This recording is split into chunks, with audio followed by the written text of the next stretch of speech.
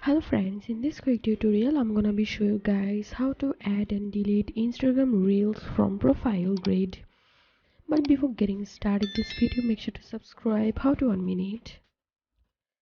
So first of all, open your Instagram application, then click on this plus icon and from here click on Reels, and now select video from your device. So I'm selecting this one. Now click on open and now click on next, and here you can write your caption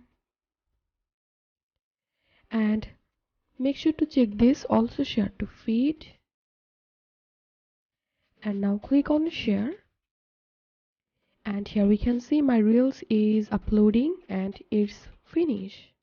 So after uploading reels, now let's see how to delete these reels from our profile grid. So click on this reels icon and here you will get your all the reels. So I'm opening these reels from here, and now click on this three dot icon and click on delete, and delete reel, click on delete. This is how we can add and delete Instagram reel from our profile grid.